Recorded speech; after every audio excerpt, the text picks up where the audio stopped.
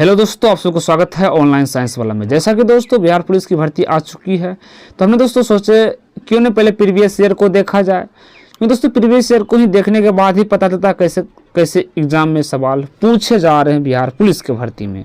तो 2010 से 2021 तक के पूछे गए हर एक वो प्रीवियस ईयर सवाल हम लोग करने वाले हैं और दोस्तों लगातार आपको कराते जा रहा हूँ। आज दोस्तों 2017 में जो पूछे गए बिहार पुलिस एग्जाम में क्वेश्चन, हर वो सवाल को हम आज सोल्यूशन देखने वाले हैं और कैसे पूछे गए उस पर भी देखेंगे।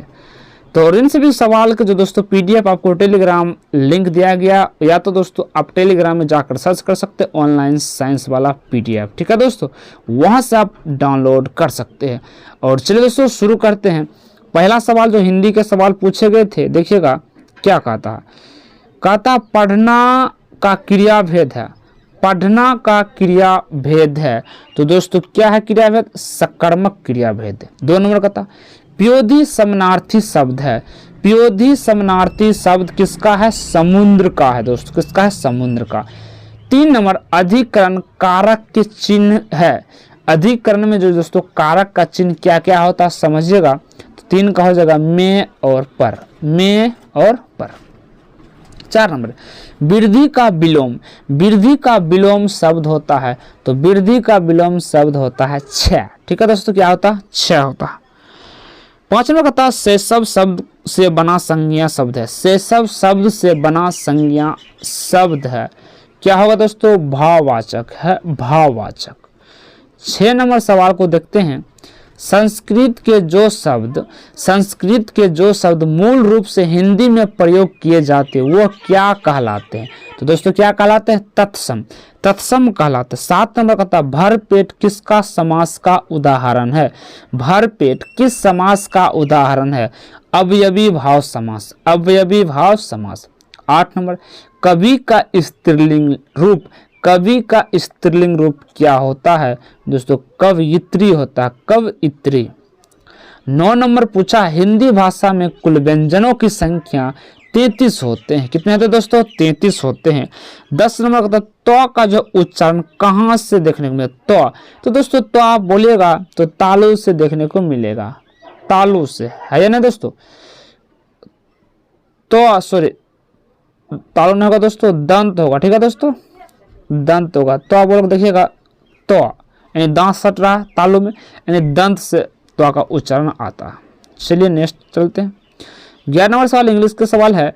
Fill in the blank with suitable ground. I am Everest to dash drinking भराएगा। 12 नंबर सवाल देखिएगा। 12 number fill in the blank with the right home phone. The dash of the cats are sharp. 12 का answer क्या होगा दोस्तों? पाउस होगा, पाउस। उसी का दिया गया है find in the suitable adjective of the given word, यानी एफेक्शन का गिवन वर्ड क्या होगा? 13 का हो जाएगा affectionate, affectionate. 14 fill in the blank with the right participle. His speech was dash. 14 का क्या होगा दोस्तों? तो हो जाएगा स्पिल बाउंड हो जाएगा। 15 नंबर का fill in the blank with appropriate preposition. He travels dash, he travels by car हो जाएगा, by car.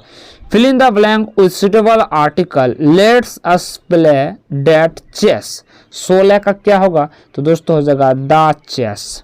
17 number use the correct antonym for the bold word. Mala looks pretty, Mala looks pretty बताएगा। 17 का दोस्तों 17 का हो जाए यूजली।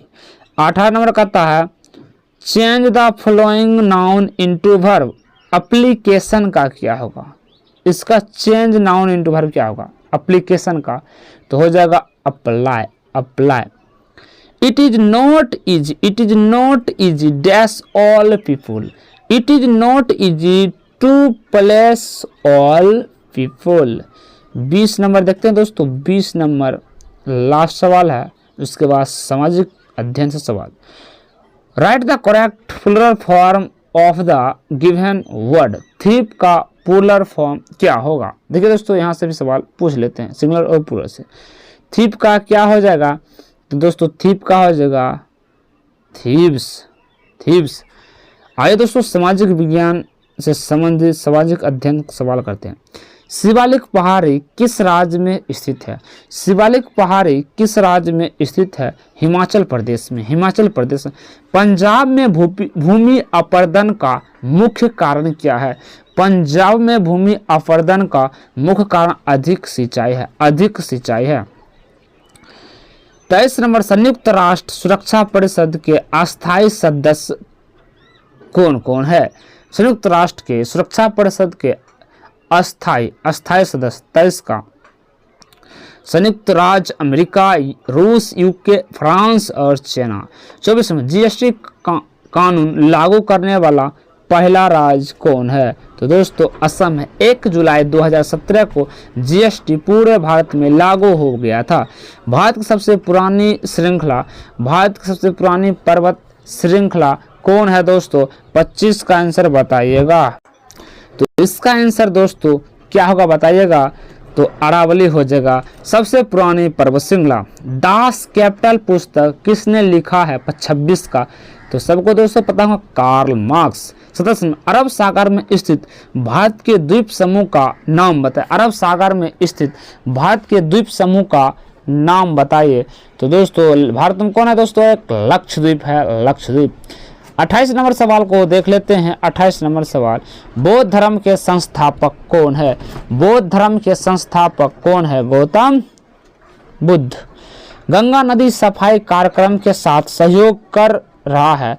कौन कर रहा है बताइए? गंगा नदी सफाई कार्यक्रम में सहयोग 29 का आंसर दोस्तों जर्मनी सहयोग कर रहा है। निम्नलिखित उपयोगों में से जो भारत के भुगतान की स्थिति के संतुलन को सुधारने में मदद नहीं कर सकता है, कौन नहीं कर सकता? निर्यात पर उच्च शुल्क लगाने पर। ब्रिटिश शासन के दौरान भारतीय हस्तशिल्पों के क्षय का प्रमुख कारण क्या रहा था? 31 का बताएगा। तो दोस्तों कम कीमत वाला मशीन द्वारा बनाया गया सामान, भेदभावपूर्ण ट्रैफिक नीति, यानी कि हो जाएगा दोस्तों सी नंबर आपका सही सवाल। हिंदी साहित्य का सबसे प्रसिद्ध उपन्यासकार किसे माना जाता है? 32 का बताइए हिंदी के लिए, हिंदी साहित्य के लिए। तो दोस्तों 32 हो जाएगा मुंशी प्रेमचंद्र जी। 33 नंबर कहता है दोस्तों, 33 नंबर, क्षेत्रफल की दृष्टि से भारत का सबसे बड़ा राज्य कौन है? तो दोस्तों सबको पता है राजस्थान। छोटा राज्य गोवा। जनसंख्या के हिसाब से बड़ा राज्य उत्तर प्रदेश, छोटा राज्य सिक्किम। 34 नंबर तक, देश में सबसे बड़ा सार्वजनिक क्षेत्र का संगठन है। देश का सबसे बड़ा सार्वजनिक क्षेत्र का संगठन है। तो 34 का क्या हो जाएगा? रेलवे। रेलवे हो जाएगा सार्वजनिक क्षेत्र। 35 वैश्वीकरण में क्या तात्पर्य है? वैश्वीकरण में क्या तात्पर्य है? अपनी अर्थव्यवस्था और विश्व अर्थव्यवस्था में समसंजक स्थापित करना ही एक वैश्वीकरण का तात्पर्य देखने को मिलता है।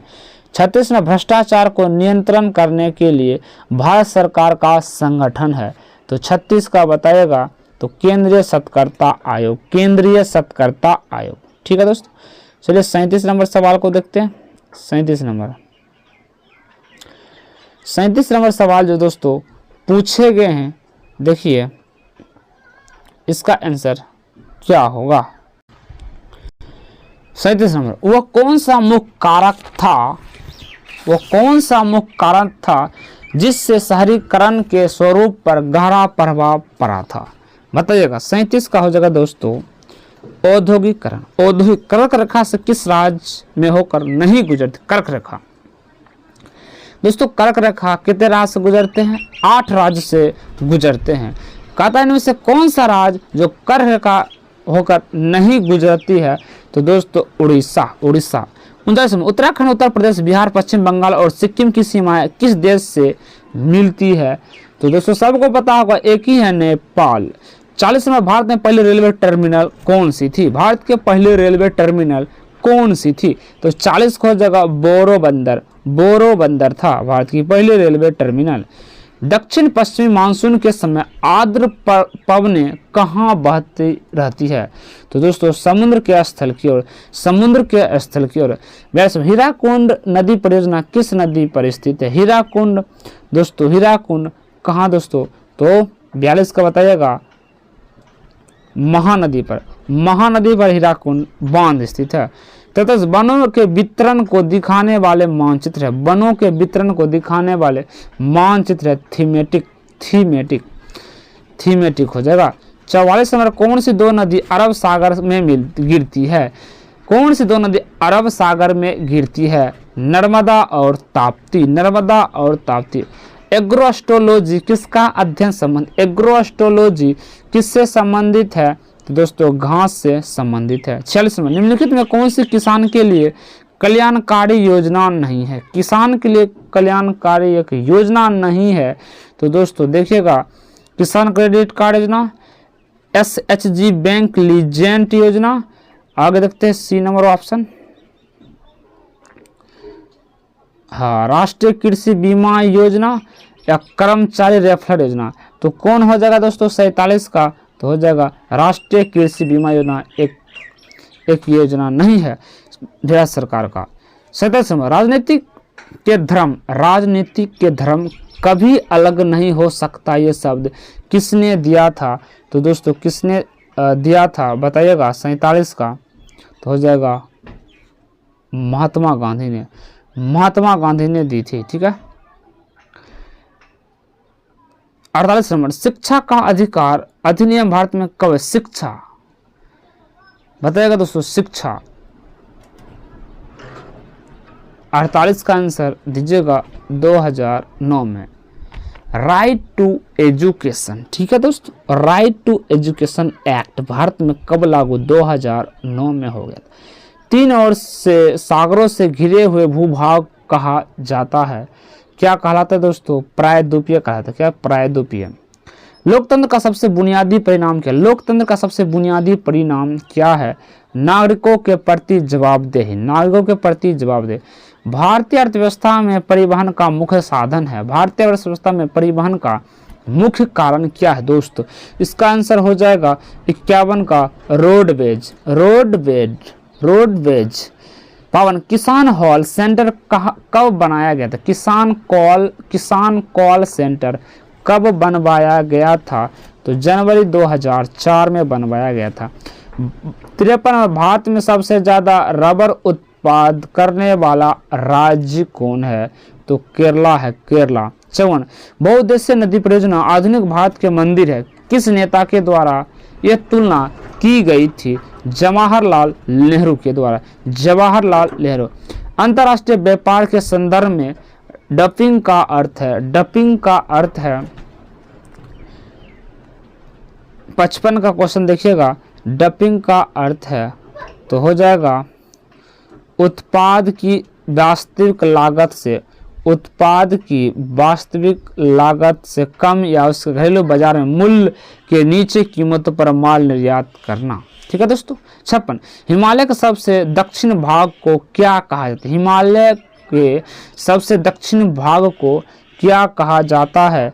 तो दोस्तों हो जाएगा शिवालिक कहा जाता है, शिवालिक। 57, अमरवेल किसका उदाहरण है? अमरवेल किसका उदाहरण है? तो दोस्तों परजीवी का उदाहरण है। उपभोक्ता सुरक्षा कानून 1986 क्यों बनाया गया था? उपभोक्ता सुरक्षा कानून 1986 क्यों बनाया गया था? 58 खोजा, ग्राहक की शिकायत को सरल, तीव्र और कम खर्चे में दूर किया जा सके, इसीलिए उपभोक्ता सुरक्षा कानून 1986 बनाया गया था। 59 नंबर, ये सब साइंस के सवाल आ रहे हैं। चंद्रमा की सतह पर एक वस्तु का वजन होता है, चंद्रमा के सतह पर एक वस्तु का वजन क्या होता है? तो दोस्तों क्या होता है बताइएगा? पृथ्वी की सतह पर वजन का 1/6 भाग, 1/6 भाग। आर्यभट्ट एक महान थे, आर्यभट्ट क्या थे बताइएगा? दोस्त एक खगोल शास्त्री थे, खगोल शास्त्री। सामान्य विज्ञान के सवाल आ चुके हैं। विद्युत प्रतिरोध को मापने के लिए एक इकाई, विद्युत प्रतिरोध, प्रतिरोध दोस्तों किससे मापा जाता? ओम से मापा जाता है, ओम से। सतत पोषणीय विकास से क्या अभिप्राय है? सतत पोषणीय विकास से क्या अभिप्राय है, बताइएगा। इसका आंसर क्या होगा? तो 62 का आंसर हो जाएगा विकास जिससे पर्यावरण को कोई हानि ना पहुंचे। 63 पोलियो चेचक की बीमारी में होने वाले कारण है। पोलियो और चेचक किसके कारण हो जाता है? तो दोस्तों विषाणु का, वायरस के कारण। इनमें से कौन सी मछली नहीं है? 64 का हो जाएगा इलेक्ट्रिक रे एक मछली नहीं है।